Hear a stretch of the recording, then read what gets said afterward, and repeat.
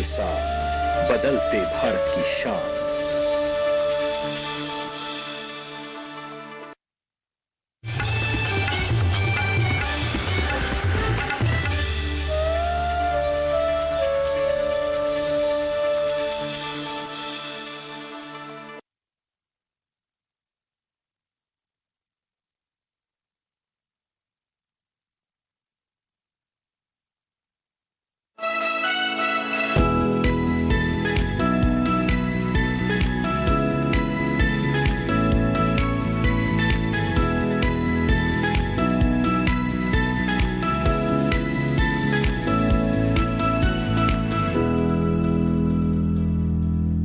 नमस्कार, आप सभी का स्वागत कृषि दर्शन में। मैं हूं मुकुल शर्मा। कृषि दर्शन कृषि जगत का सबसे पुराना और सबसे लोकप्रिय कार्यक्रम, जिसमें लगातार आपको हम जानकारी देते हैं और बताते हैं क्या कुछ नया हो रहा है कृषि क्षेत्र में और क्या कुछ नया कर रहे हैं हमारे देश के अन्नदाता।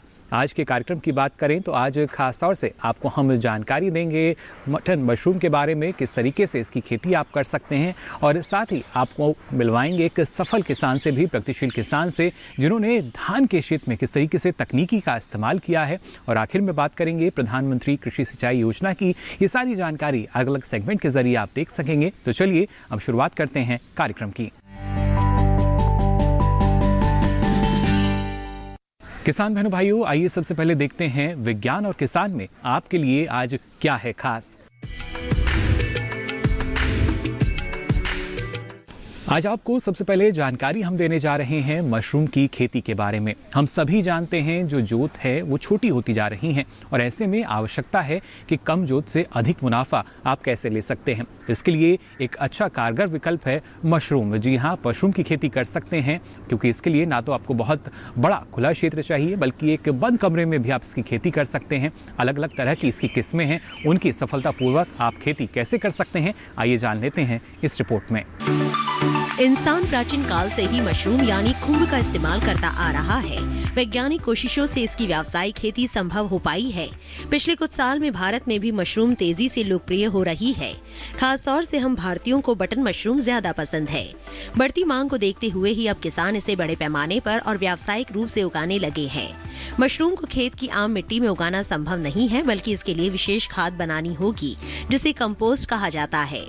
कंपोस्ट के लिए आपको चाहिए 1 टन गेहूं या धान का भूसा, 30 kilo calcium, ammonium nitrate, 10 kilo urea, 10 kilo single super phosphate, 10 kilo muriate of potash, 50 kilo चौकर और 40 से 50 किलो जिप्सम। कंपोस्ट को खुले में तैयार किया जाता है। सबसे पहले गेहूं या धान के भूसे को फैला देंगे और 2 दिन तक पानी का छिड़काव करेंगे। इससे भूसा समान रूप से गीला हो जाएगा। गीले भूसे का ढेर बनाने से 1 दिन पहले calcium, ammonium nitrate, urea, single super phosphate, muriate of potash और चोकर का मिश्रण बनाकर गीली बोरी से ढक देंगे, ताकि अमोनिया गैस बाहर ना निकल पाए। रात भर में चोकर सभी अजैविक खादों को अवशोषित कर लेता है। अगले दिन मिश्रण को गीले भूसे में मिला देते हैं और 1.5 मीटर चौड़ा और 1.5 मीटर ऊंचा ढेर बना देते हैं। 5 दिनों तक ढेर पर पानी का छिड़काव करके गीला रखेंगे। इससे ढेर में किण्वन की प्रक्रिया तेज हो जाती है। अब ढेर को बार बार पलटेंगे। पलटाई छठे, 10वें, 13वें, 16वें, 19वें, 22वें और 25वें दिन की जाती है। शुरू में ढेर के अंदर और बाहर का तापमान लगभग समान रहता है। तीसरे दिन बाहर का तापमान 65 से 70 डिग्री तक पहुंच जाता है। तीसरी पलटाई में जिप्सम मिलाएंगे और 7वीं पलटाई में अमोनिया की जांच करेंगे। अच्छी तरह से बनाई कंपोस्ट में नमी 68 से 72% और पीएच मान 7.2 से 7.8 के बीच होता है और रंग गहरा भूरा हो जाता है। भूसा चिपचिपा और गंध रहित होता है और इसमें कोई कीटाणु भी नहीं होना चाहिए। 28 दिन में खाद तैयार हो जाती है। अब इसे बंद कमरे में रखी रैकों में बिछा देंगे। वहीं पर मशरूम की खेती होगी। कमरा ईंटों का भी हो सकता है और झोपड़ी भी, लेकिन अगर आप बेहतरीन उत्पादन चाहते हैं तो वातानुकूलित कक्ष तैयार करना होगा। तैयार कंपोस्ट को रैकों में डालेंगे। इसी समय इसमें स्पॉन की बुआई कर देंगे। स्पॉन ही दरअसल मशरूम का बीज है। इसे गेहूं के दानों पर तैयार किया जाता है। स्पॉन हमेशा प्रमाणित जगह से ही खरीदे और ये बिल्कुल सफेद होना चाहिए, बिना दाग वाला। 1 क्विंटल कंपोस्ट में 500 ग्राम स्पॉन की जरूरत होगी। स्पॉन को 2 से 3 परतों में मिलाते हैं ताकि अच्छा उत्पादन मिल सके। अब इस पर लाल मिट्टी, जैविक खाद और कोकोपीट की परत चढ़ा देंगे। रैक में समय समय पर पानी का छिड़काव करते रहेंगे क्योंकि मशरूम में 90% पानी होता है, इसलिए नमी कम नहीं होनी चाहिए। पानी फव्वारों से छिड़केंगे। पानी बिल्कुल साफ हो ताकि किसी भी स्रोत से कीट प्रवेश ना कर सके। कक्ष का तापमान 16 से 20 डिग्री पर निर्धारित कर देंगे, लेकिन कंपोस्ट का तापमान 25 डिग्री के आसपास बनाए रखेंगे। 12 से 15 दिनों में खाद पर सफेद फफूंदी पूरी तरह फैल जाएगी और कंपोस्ट सफेद नजर आने लगेगा। अब कमरे का तापमान करीब 25 डिग्री और नमी 90% पर निर्धारित कर देंगे। जब नन्हे मशरूम दिखने लगे तो तापमान 14 से 16 डिग्री पर निर्धारित कर देंगे और वातानुकूलित उपकरण से स्वच्छ और ताज़ा हवा का संचार कर देंगे। अगले 3-4 दिनों में मशरूम विकसित होकर बटन का रूप ले लेते हैं। हर 7 दिन में इसकी तुड़ाई करते रहे। इस तरह से 40 से 50 दिनों तक इसकी फसल आती रहेगी। तुड़ाई दस्ताने पहनकर सावधानी से करनी है और निचले भाग को तेज छुरी से काटकर अलग कर देना है। फिर 200 या 250 ग्राम के पैक बनाकर बाजार ले जाएंगे। मशरूम की मंडियों में काफी मांग है। सरकारी विद्यालयों में भी प्रोटीन युक्त मशरूम का इस्तेमाल दोपहर के भोजन में हो रहा है। मशरूम उत्पादन के काम में महिलाएं बड़ी संख्या में लगी हैं, यानी ये महिलाओं के रोजगार का भी जरिया है। तो जाना आपने मशरूम की सफलतापूर्वक खेती आप कैसे कर सकते हैं और इसके जरिए अपनी आमदनी को बढ़ा सकते हैं। फिलहाल कृषि दर्शन में यहाँ वक्त हो चला एक छोटे से ब्रेक से लौटेंगे तो बात करेंगे कृषि स्टार्टअप में एक सफल और प्रगतिशील किसान की। आप बने रहिए दूरदर्शन किसान पर।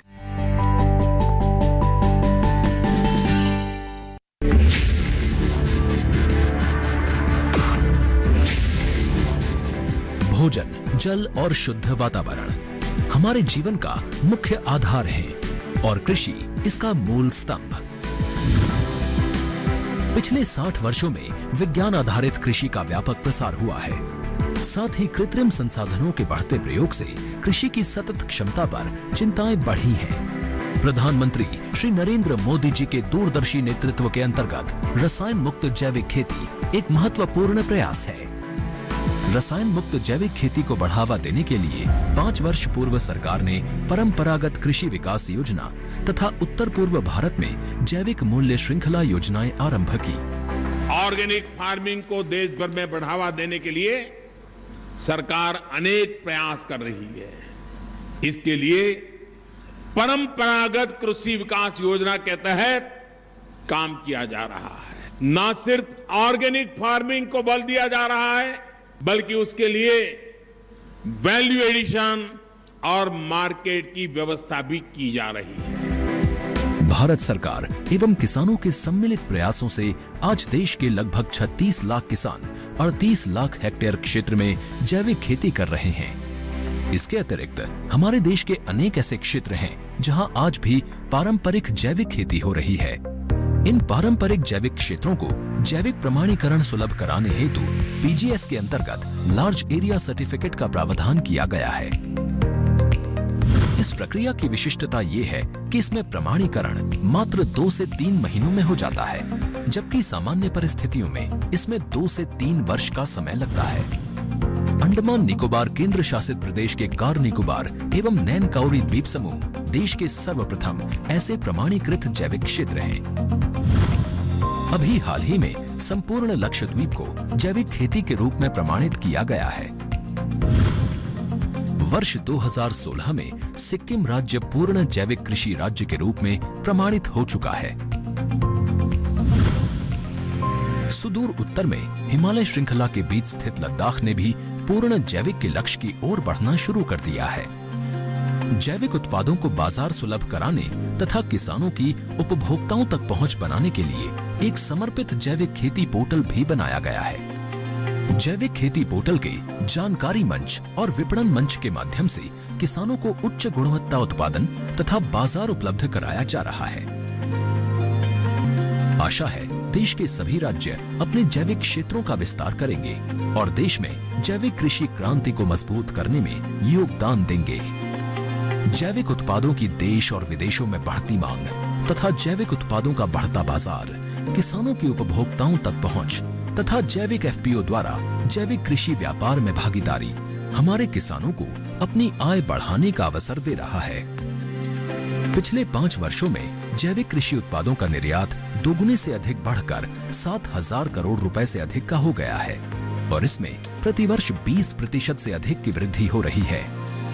उम्मीद है पारंपरिक क्षेत्र के किसान भी इस बढ़ते बाजार से लाभान्वित होंगे और जैविक कृषि आंदोलन को आगे बढ़ाएंगे। किसानों की मुस्कान समृद्ध हिंदुस्तान की है पहचान।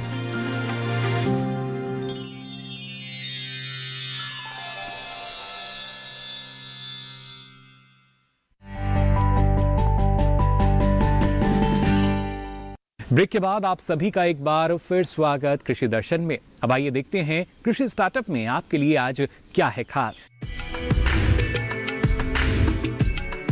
किसान बहनों भाइयों, कृषि स्टार्टअप में लगातार आपकी हम मुलाकात कराते हैं सफल और प्रगतिशील किसानों से।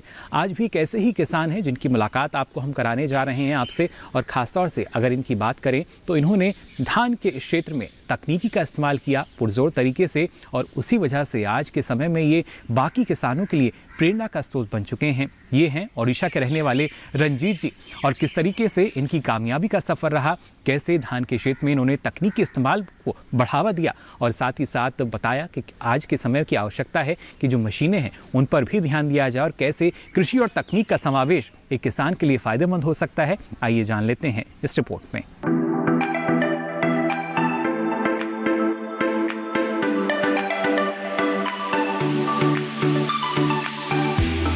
रंजीत मिरिक गांव गड़ामुंडा ओडिशा के रहने वाले एक सफल किसान है। इनका जन्म एक कृषक परिवार में हुआ था। इनके पिता खेती कर परिवार का भरण पोषण करते थे। बचपन में पढ़ाई के साथ साथ रंजीत भी अपने पिता का खेती में हाथ बटाते थे। पढ़ाई में मन नहीं लगने के कारण वे पूरी तरह से खेती से जुड़ गए। धीरे धीरे समय बीता और रंजीत ने खेती किसानी करते हुए ये महसूस किया कि यहाँ के किसानों को धान की बुआई करते समय कई परेशानियों का सामना करना पड़ता है, या तो मजदूर मिलाया हो जाता है, जिसका असर किसानों की आय पर भी पड़ रहा है। जीवन का यही वो मोड़ था जब वे इस समस्या का समाधान खोजने के लिए प्रेरित हुए। रंजीत मिरिक ने धान की बुआई की मशीन बनाने का फैसला किया और वे जुनून की हद तक मशीन बनाने में जुट गए।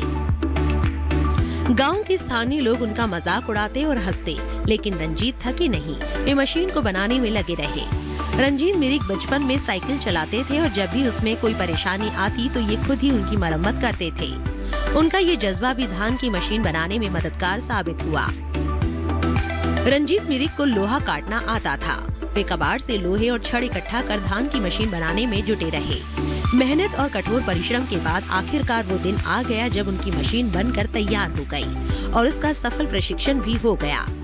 वर्षों की मेहनत के बाद रंजीत मिरिक अपने मकसद में कामयाब हो गए। बुआई मशीन का पहला प्रारूप उन्होंने वर्ष 1986 में तैयार कर लिया था, लेकिन वे इस मशीन में कुछ न कुछ बदलाव करते रहते थे। आखिरकार वर्ष 2008 में रंजीत मिरिक ने इस मशीन को अंतिम रूप दिया। IIT खड़गपुर के सहयोग से ये मशीन सफलतापूर्वक काम करने लगी। परंपरागत तरीके से धान की खेती करने में किसानों को कई समस्याओं का सामना करना पड़ता था, जैसे मजदूर की समस्या, खर्च, लंबे समय तक खेत में खड़े हो बुआई करने से त्वचा रोग आदि। लेकिन इस मशीन के आविष्कार ने किसानों को बड़ी राहत दी है। रंजीत मिरिक द्वारा बने इस मशीन को चलाने में 3 लोगों की जरूरत पड़ती है। पहला व्यक्ति मशीन को आगे की ओर खींचता है, जबकि दूसरा व्यक्ति मशीन में लगे हैंडल को घुमाता है। इससे ट्रे में रखे धान के बीज जमीन की सतह पर आसानी से गिरते जाते हैं। ये मशीन एक साथ 5 कतारों में बुआई करने में सक्षम है। इस मशीन के कारण किसानों के खर्च में कमी आई है। समय की बचत तो होती ही है, साथ ही उत्पादन भी बढ़ा है। इस मशीन को बना रंजीत मिरिक का सपना पूरा हो गया। साथ ही इस मशीन का उपयोग दूसरे किसान भी करने लगे। रंजीत मिरिक द्वारा की गई इस खोज ने गांव के लोगों को नई राहत दी है। रंजीत मिरिक ने भविष्य में आने वाले युवा किसानों को खेती में तकनीकों के इस्तेमाल करने के लिए प्रोत्साहित भी किया है। तो जाना आपने कैसे लगातार हमारे जो किसान हैं आगे बढ़ रहे हैं मशीनों का इस्तेमाल करके और नई नई तकनीक की जानकारी लेकर। अब आइए हम भी आगे बढ़ते हैं और इसी के साथ ही कृषि दर्शन में यहाँ वक्त तो चला एक छोटे से ब्रेक का। ब्रेक से लौटेंगे तो बात करेंगे फार्मिंग इंडिया में प्रधानमंत्री कृषि सिंचाई योजना के बारे में। आप बने रहिए दूरदर्शन किसान पर।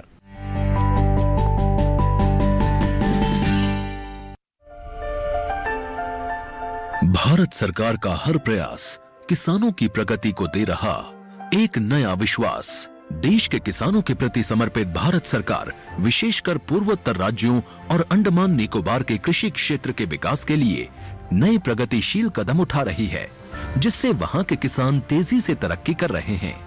कृषि क्षेत्र के विकास को अनवरत जारी रखते हुए माननीय प्रधानमंत्री श्री नरेंद्र मोदी जी के नेतृत्व में भारत सरकार ने एक दूरदर्शी निर्णय लेते हुए देश में राष्ट्रीय खाद्य तेल मिशन ऑयल पाम की शुरुआत की है, जिससे पूर्वोत्तर राज्यों और अंडमान निकोबार के किसानों को विशेष लाभ मिलेगा। पूंजी निवेश में वृद्धि होगी, खाद्य तेल आयात पर निर्भरता कम होगी और रोजगार के अवसरों का सृजन होगा। खाने के तेल में आत्मनिर्भरता के लिए अब राष्ट्रीय खाद्य तेल मिशन ऑयल पाम का संकल्प लिया गया है। नॉर्थ ईस्ट और अंडमान निकोबार द्वीप समूह ये वो क्षेत्र हैं जहां आसानी से पाम की खेती हो सकती है, पाम ऑयल का उत्पादन हो सकता है। इस मिशन के अंतर्गत ऑयल पाम का रकबा और पैदावार बढ़ाने पर जोर देने के लिए सरकार ने 11,000 करोड़ रुपए से अधिक की सहायता राशि निर्धारित की है। मिशन के तहत सरकार ने ऑयल पाम की खेती के लिए रोपण आदि की सहायता में बढ़ोतरी करते हुए पहले मिलने वाले 12,000 रुपए प्रति हेक्टेयर को बढ़ाकर 29,000 रुपए प्रति हेक्टेयर तक कर दिया है।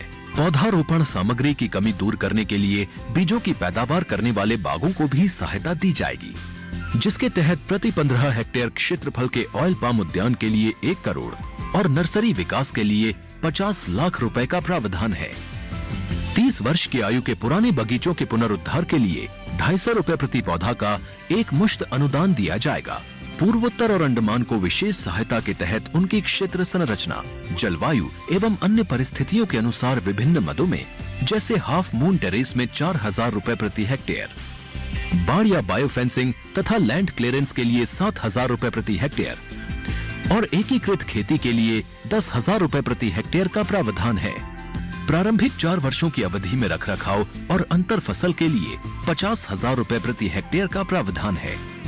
किसानों के लिए रोजगार के अवसर पैदा करने और उद्योगों को बढ़ावा देने के लिए 5 मीट्रिक टन प्रति घंटा क्षमता वाली नई पाम ऑयल मिल की हर इकाई के लिए 5 करोड़ रुपए तक के अनुदान की व्यवस्था है और क्षमता में वृद्धि होने पर अतिरिक्त धनराशि का भी विकल्प उपलब्ध है। और सेंट्रल सरकार इना ऑयल पाम स्कीम थरान रोंदुआ नहीं लौने तुतेन कन हाक ले कन छपुई गई पो कन बेसे। ऑयल पाम के किसान ताजे फलों के गुच्छे यानी FFB का उत्पादन करते हैं, जिनकी वर्तमान में कीमतें अंतर्राष्ट्रीय मूल्यों में उतार चढ़ाव के आधार पर तय होती हैं। पहली बार केंद्र सरकार ताजे फलों के गुच्छे की कीमत के लिए किसानों को आश्वासन दे रही है। ये व्यवहार्यता मूल्य यानी VP कहलाएगा, यानी किसानों को कोई घाटा नहीं होने दिया जाएगा। इन प्रावधानों से किसानों को बाजार के उतार चढ़ाव से संरक्षा भी प्राप्त होगी। व्यवहार्यता मूल्य VP तय करने की शुरुआत 1 नवंबर से होगी और अगले वर्ष 31 अक्टूबर तक जारी रहेगी। इसे ऑयल पाम वर्ष कहा जाएगा। इससे पूर्वोत्तर राज्यों और अंडमान निकोबार में खेती के बेहतर अवसर पैदा होंगे और किसानों को मुस्कुराने की एक और नई वजह मिलेगी।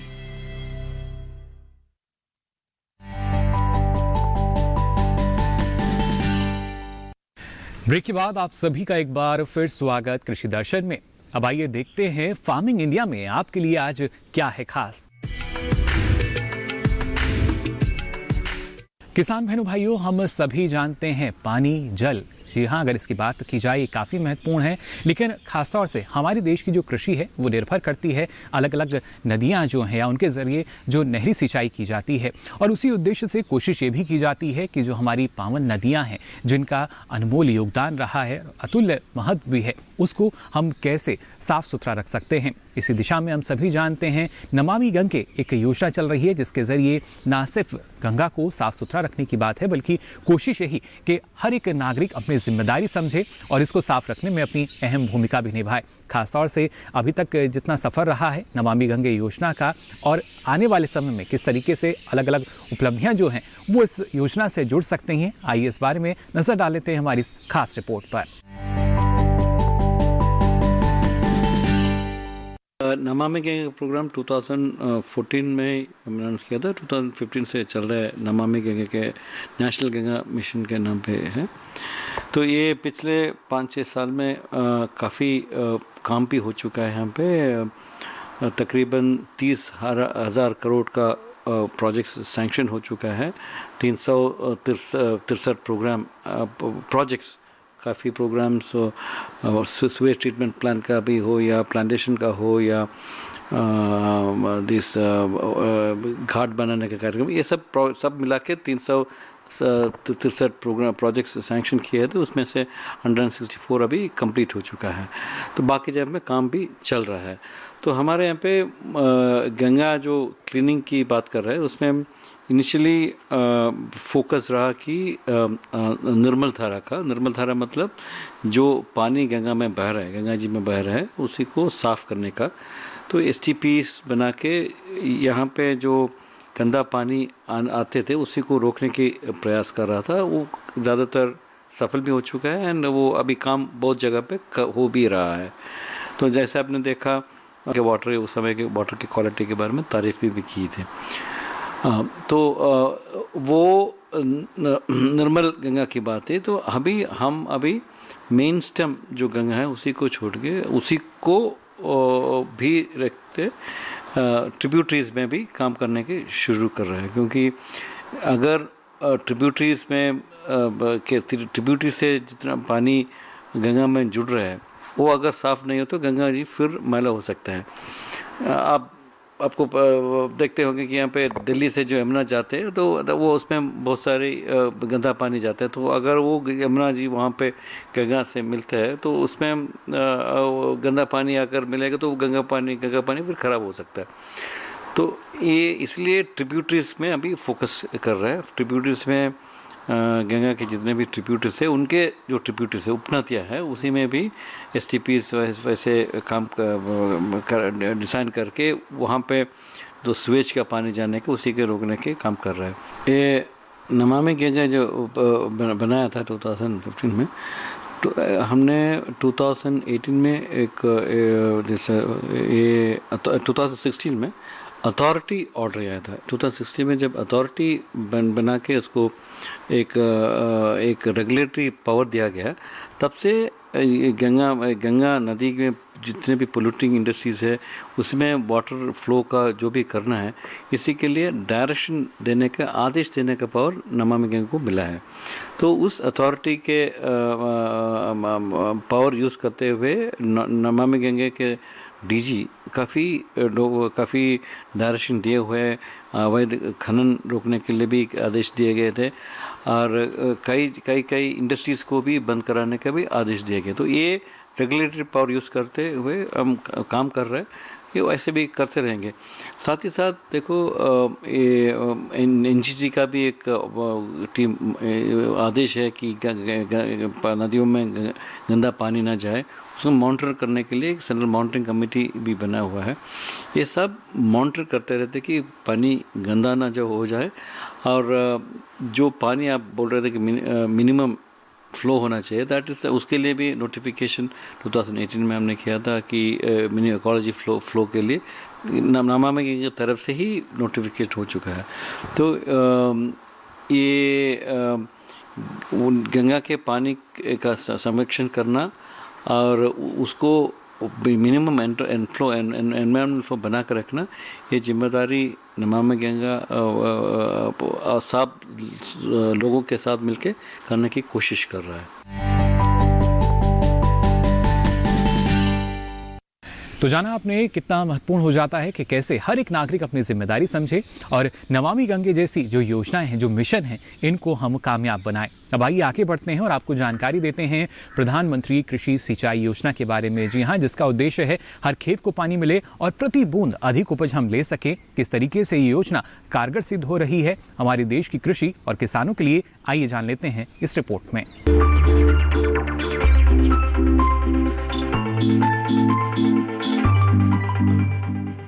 देश में करीब 14 करोड़ हेक्टेयर जमीन पर खेती होती है। 2015 में जब प्रधानमंत्री कृषि सिंचाई योजना शुरू हुई तब 6.5 करोड़ हेक्टेयर जमीन पर ही सिंचाई की सुविधाएं उपलब्ध थी। इसका मतलब ये हुआ कि आधे से भी ज्यादा जमीन बारिश के पानी पर निर्भर थी। जाहिर है वर्षा आधारित इलाकों में पैदावार कम होती है और किसानों को खेती से उतना लाभ नहीं मिल पाता जितना मिलना चाहिए। प्रधानमंत्री कृषि सिंचाई योजना का असल मकसद हर खेत तक पानी पहुंचाना है। यह अम्ब्रेला स्कीम है और इसमें मुख्य रूप से 2 घटकों को शामिल किया गया है। त्वरित सिंचाई लाभ कार्यक्रम यानी AIBB और हर खेत को पानी के भी 4 उप घटक हैं, जैसे command area development, surface miner irrigation, जल निकायों की मरम्मत, नवीनीकरण और बहाली तथा चौथा भूजल विकास। इसके अलावा सिंचाई योजना में दूसरे मंत्रालयों के भी 2 घटकों को शामिल किया गया है। पहला घटक प्रति बूंद अधिक उपज है, जो केंद्र कृषि मंत्रालय के कृषि, सहकारिता और किसान कल्याण विभाग की ओर से कार्यान्वित किया जा रहा है।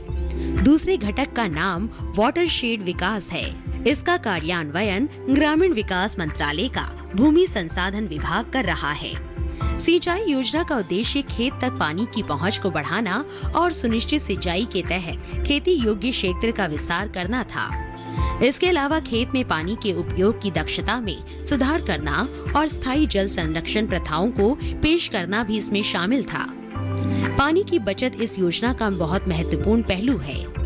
2020-21 के दौरान इस योजना के तहत 9,38,000 हेक्टेयर फसलों को सूक्ष्म सिंचाई के तहत लाया गया। इसमें टपक और फव्वारा दोनों तरह की सूक्ष्म विधियां शामिल है। 2021-22 के लिए हर खेत को पानी के अंतर्गत 899 करोड़ रुपए के बजट का प्रावधान किया गया। प्रति बूंद अधिक उपज के लिए 4,000 करोड़ रुपए को और वाटरशेड डेवलपमेंट के मद में 2,000 करोड़ रुपए का प्रावधान किया गया है। फिलहाल आज के लिए कृषि दर्शन में बस इतना ही। आपको बता दें, ये सारी जानकारी आप ले सकते हैं डीडी किसान के YouTube चैनल के जरिए। इसके लिए आपकी टीवी स्क्रीन पर जो QR कोड दिखाया जा रहा है, इसे स्कैन कीजिए, फिर ये सारी जानकारी आप देख सकेंगे कभी भी कहीं भी YouTube के माध्यम से।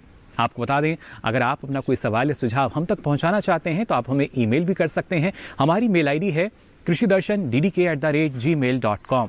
इसके साथ ही पत्र व्यवहार के माध्यम से भी आप हमसे जुड़ सकते हैं। इसके लिए आप हमारा पता नोट कर लीजिए। हमारा पता है कार्यक्रम कृषि दर्शन, कमरा संख्या 59A, CPC दूरदर्शन, खेलगांव, नई दिल्ली 110049।